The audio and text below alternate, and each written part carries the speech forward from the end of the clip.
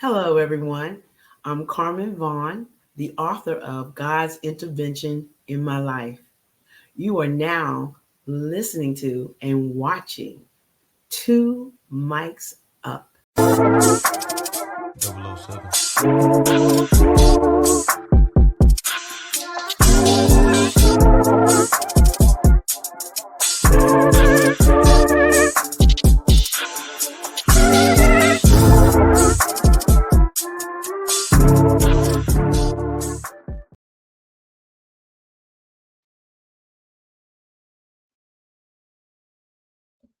What's happening, everybody? It's your man Dame D NYDC.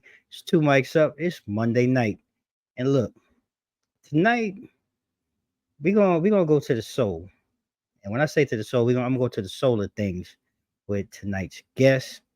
You know, she's helped pen a memoir, if you will, and I think that many of us, just from my first read, we all can relate to in some way, shape, or fashion. And when I say relate, it's on a spiritual level, on a higher level. And I really hope you enjoyed tonight's conversation because I know, because one, it's very rare that you get to have family come on your show. She's my big cousin, love dearly, and we haven't connected in a long time. We get a little time tonight to share some family love and some spirituality with you all. So, ladies and gentlemen, I'm going to bring to the mic tonight's guest, and I want you to see this clip, of my beautiful cousin Carmen Mhm. and her book, God's Interventions in My Life. Carmen, how you doing? Well, this morning for you in Spain. How are Yes. you?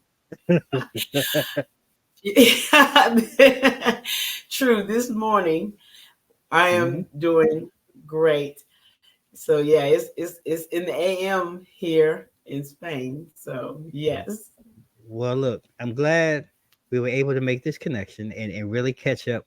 But before we really get into your body of work in this very inspirational, moving, piece that you're bringing to us, you know, share with our audience because I know somewhat, but we want to know who is Carmen Vaughn. Well, I love that question because it's an interesting question. I am a person, just like many others, I am made up of my experiences through life, along with gifts and talents and abilities that God has blessed me with. And when Mm, you combine your experiences that impact you in a way to develop your character, along with talents and giftings that God takes and utilize it to be what you need to be at any given moment, at any given time for individuals, something as simple as um, being encouraging.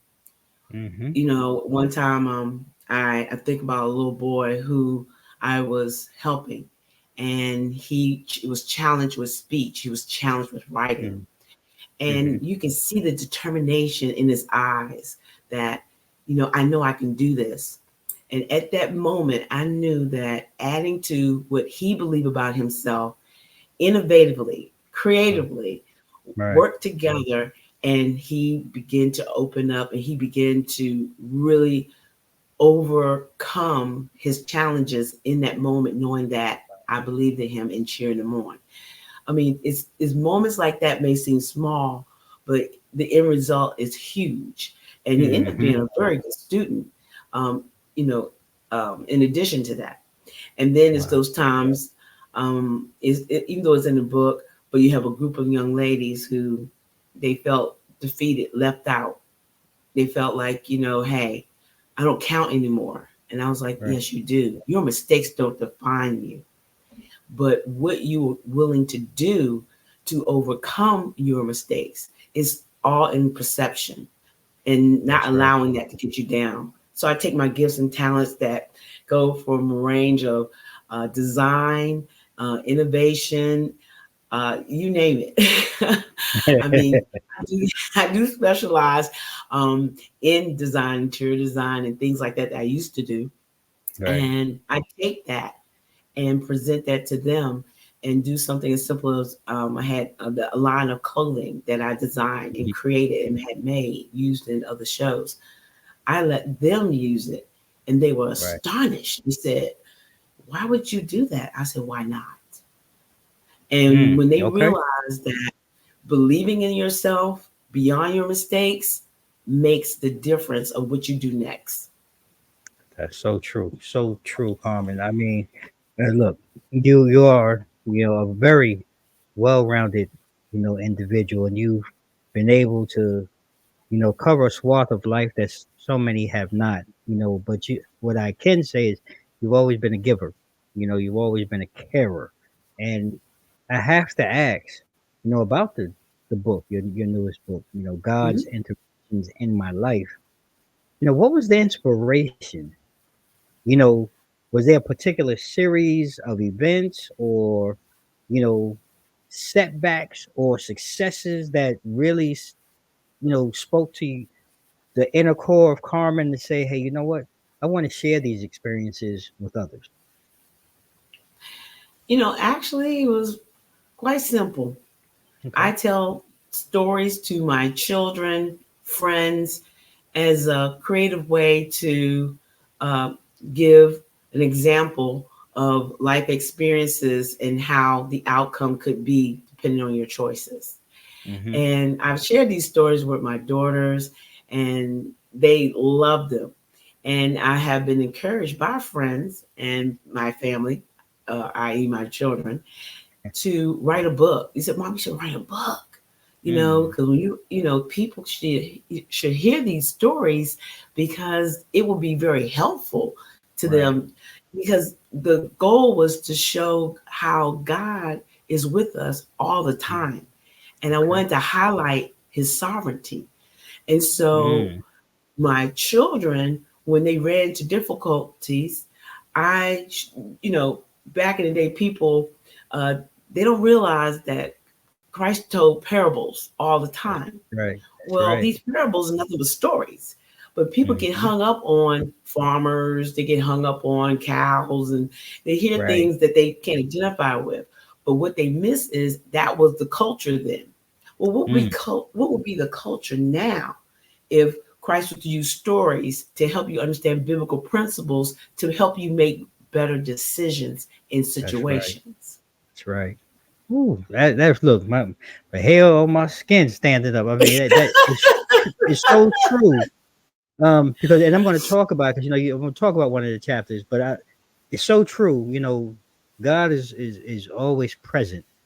And a lot of times we want Him in our time Oh, come and on. when we want it, but He's there in time when you Yep. really need it, not when you want it. So well, we're going to talk about that. What I want to open up one of the chapters you discussed in your book. And again, I don't know, maybe because as a child, or a few years behind you, but I do remember, Essence and you modeling and different things, and you talk about the college issue, right? So that one stood out to me, and in that one, you talk about how haters don't win. Now, for you, I'm curious to know what did that chapter really mean to you? From maybe like a life standpoint, was like this like a new experience for you at that time, and what role did God, play, in getting you through that phase? You know, that particular story was like one of my children's favorite, because I put the favorite ones in. And what helped me was when someone takes off a mask or two and you really don't know them, like, mm, I didn't have a relationship with this person.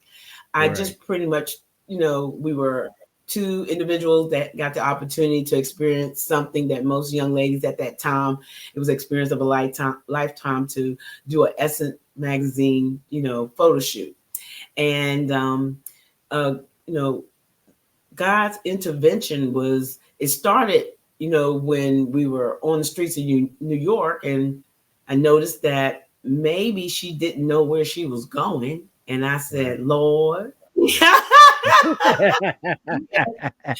we are at night with suitcases looking like tourists, and she's Mhm. just, looking, it appeared to me at the time that she was just sightseeing. I said, look, we need to get to where we need to go.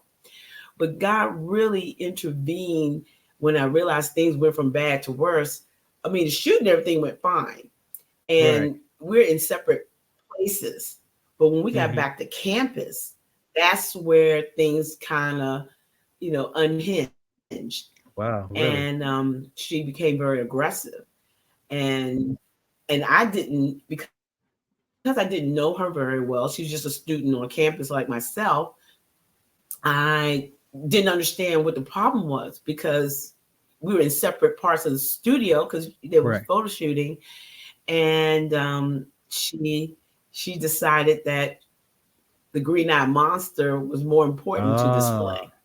And ah. so as a result, certain things were important to me as a student at that time. And the yearbook, she ended up, she was over the yearbook that year.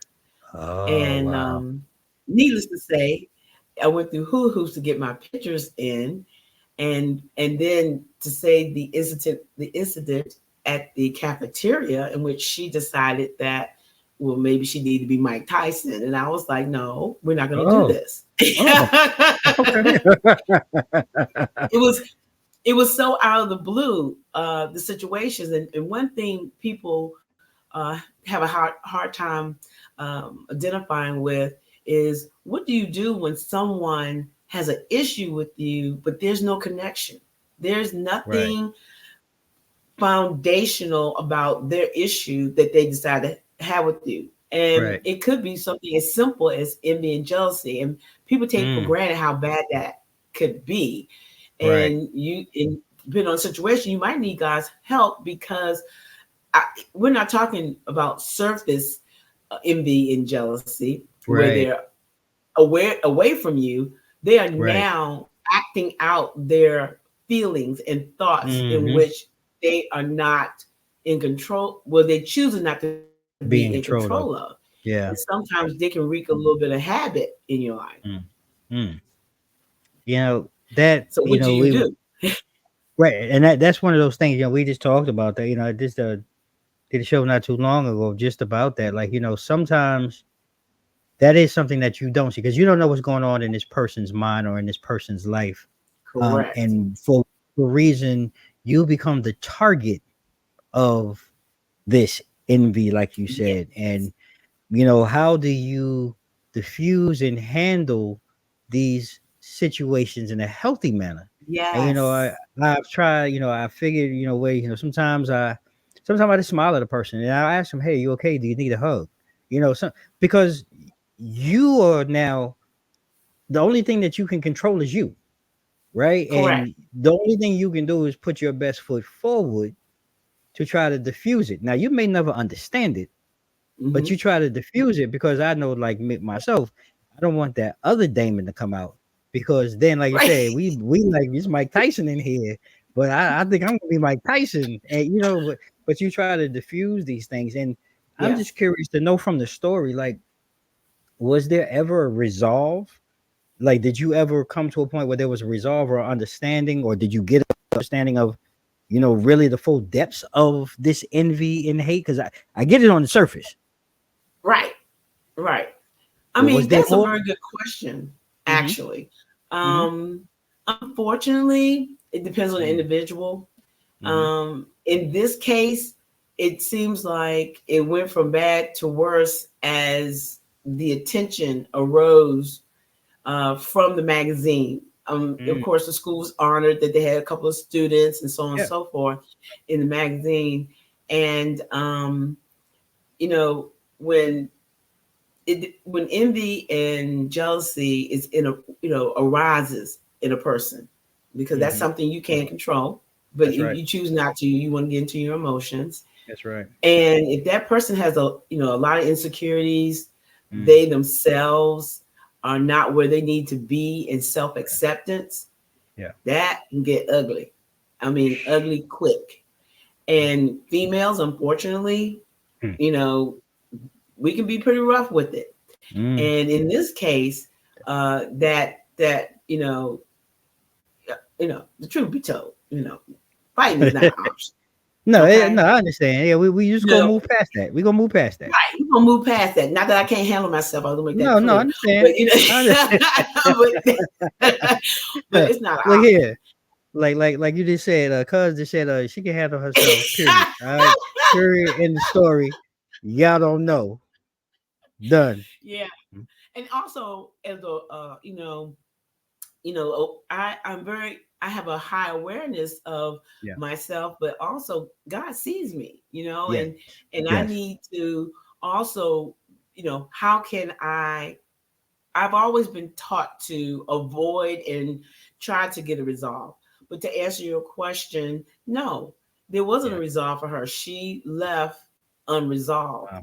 But I think that was more by choice I than was it gonna say, was situation, because I always give the opportunity, hey, let's talk. Let's talk about this. But one thing about envy and jealousy, pride will come in because they will deceive themselves to be okay. settled that it's the Be other settled. person's issue. Yep. Yep. That's well said. So well said. But look, we know you ain't glad you ain't had to go nowhere and put no hands on nobody. We No, glad that I don't we think she moved wants past that. that. Yeah, we done moved past that, right? Because we're in a Yeah, place of blessing here. we're not gonna go down to No, that no, level. We're we no, just we no, we elevating ourselves here, and that's what we we doing elevating, today. we We elevating, correct, elevating, right? right. And there was another chapter in there that Yes. that really resonated. Chapter 7. God worked a miracle. Doctors say Yeah. no, God says yes. Now I can relate to this. 10 years ago, I laid on my deathbed and I didn't even really know I was dying until they rolled Wow. me in and they put the biggest tube in my chest.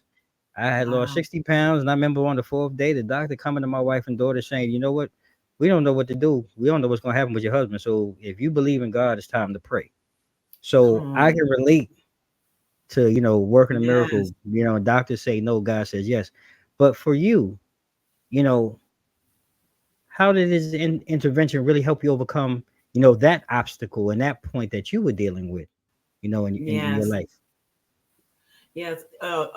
Many women deal with, um, you know, uh, challenges that, um, when it comes down to pregnancy. My Yeah. husband and I, we're very intentional about our children and how many and so on and so forth. Right. And I was dealing with fibroids at the Mm-hmm. time. Mm-hmm. And the first child, the doctor asked me, he said, "Do you want to have children?" I said, "Yes, I do." And then he said, "Okay." And I had to have fibroids removed in order to Mm-hmm. conceive. Mm-hmm. And everything went well, and I did what I needed to do, and God blessed. Yeah. And then the second go round, there were some experiences in between the pregnancies, and that's y'all have to get my second book, volume 2. Okay. Okay. And in which I go into detail, because I want to know that in God's sovereignty, we need to, always tell those stories to let you know what He can do. We already That's know right. about That's the right. negative, but what That's can right. He do, even in Mm-hmm. things that people think He's not concerned with, and He is. That's And right. so the fibroids, returned, Mm-hmm. but this time they closed the uterus up, Yeah. and the doctor said, "Well, Miss Vaughn, you have, one beautiful child, and I think you should just be okay Yeah. with that because, your uterus is completely closed, and Mm.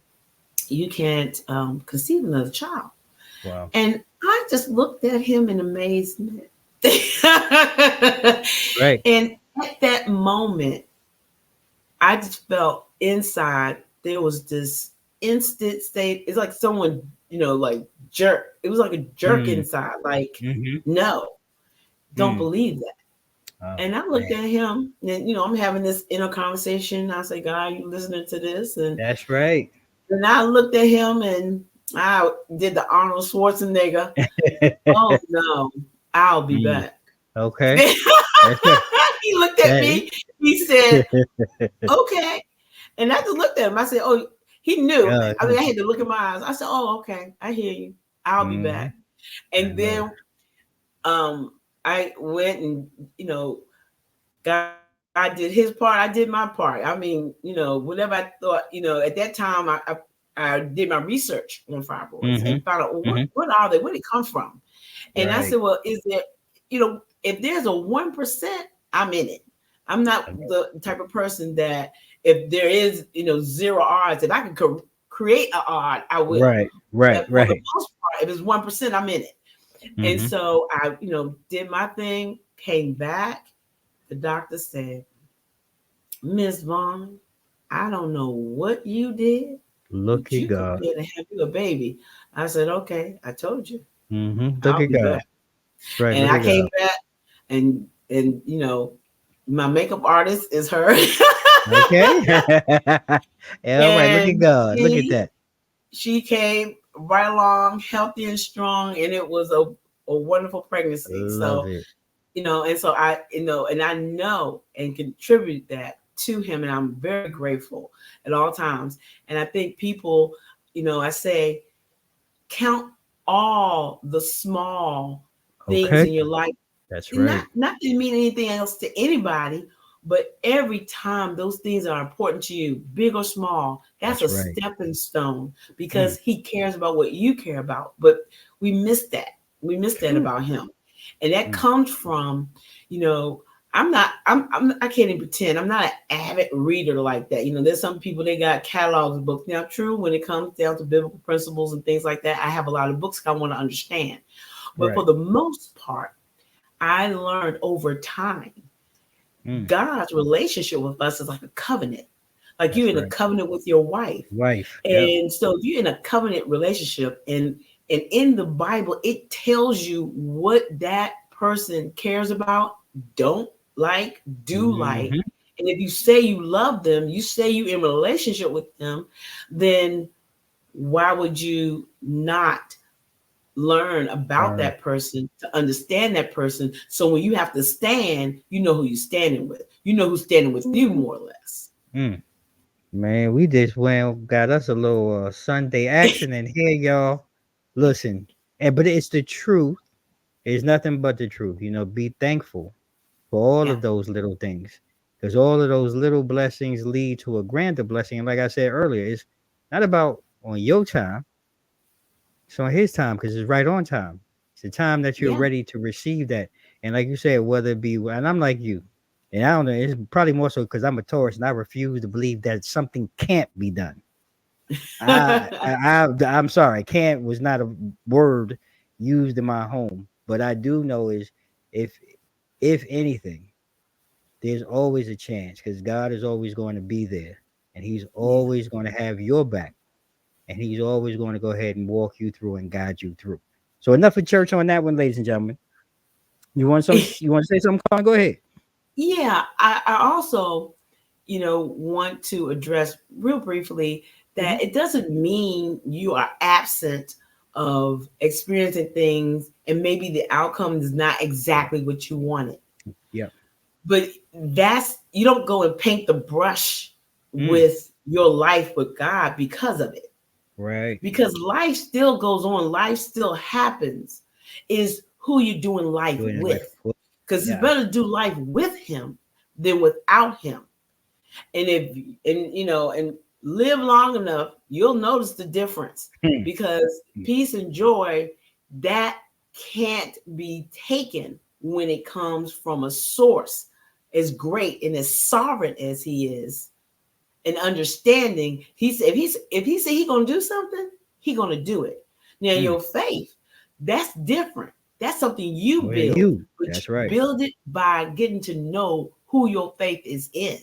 But if Mm. you don't know who your faith is in, then how you gonna have a problem with Have a somebody you problem. don't know? Stop. We pinning it Just right there. something. Just we putting the pin in it right there. Because look, we on the back half. Yeah, we both here. 'Cause look, time flies. We on the backside. I do have one more question, and yes, briefly, if you sir. could just really quick just answer, because I want to know, what message, if you can give it to us in a minute, what message do you hope your readers will take away from your book? Especially those like who may be struggling with their faith.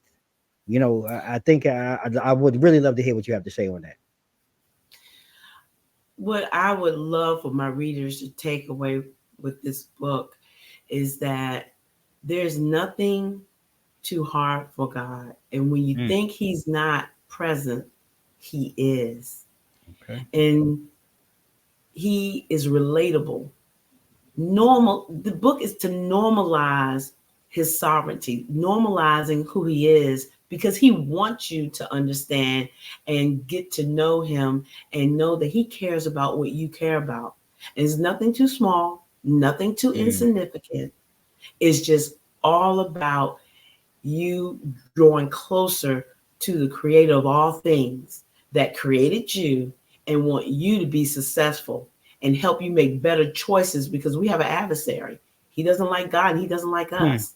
We mm, forget about the adversary. We just mm. focus on turning God into a genie or something. Right. No, it's a battleground, and we're here on earth, and we have to do what we need to do to be successful in our lifestyle with God, not without Him. Mm. And He's there and He cares. I can't say anything else, ladies and gentlemen. But Carmen, I thank you, for taking time out of your schedule to sit here with me today and our audience. It's been more than motivating. It's been more than inspiring. It's been a true blessing. And before we go, I'm going to ask you, please, share your IG, social media information. I want to make sure we get that out Yes, there. I want to go ahead and make sure we drop that in the note so people can go ahead and go out and support and buy, ladies and gentlemen, buy the yes, book. yes, absolutely. I mean, I was buying makeup today, and the lady asked about the book, and right there on the spot, she Okay. bought the book in front of me here in Spain. And so it was exciting. But you can find me on Instagram, Facebook, and LinkedIn. And if you have any questions for those who bought the book, inbox me. I'd be more than glad to address those questions to help give either a better understanding or just enjoy the side stories to the story. I love it. Thank you so much, cousin. And y'all heard me right. If you missed it in the beginning, yes, that's my cousin. Go buy her book. Yes, And right. this is what we do right here. I really That's what we appreciate do. you. That's what we do. I Nothing but love and support. Yes. No, I thank you. And it's an honor and a privilege to have me, on your show. And I really appreciate it. And I thank you and your family. And I'm very humbled by it. Thank you very much. No more than me, cuz no more than me. So there you have it, ladies and gentlemen. The amazing Carmen Vaughn, the author of God's Interventions in My Life. Go out and buy it, support it. That's right. No, no, no. Keep telling me you want them to come on buy it. So Yes, look, yes. Come on, by. that's right. Go on buy it. It's been another great episode, ladies and gentlemen. You can continue to watch Two Mics Up. It's season 7. Go ahead, like, follow, subscribe to the show. Season 7 on the Mogul TV Global Network, #1 network for positive programming. We are in 45 countries now, ladies and gentlemen, 100 million viewable subscribers. So make sure you check out not only Two Mics Up, check out my network mates, man. We're bringing you nothing but positive TV. So make sure you continue to support us, follow us, and I thank you.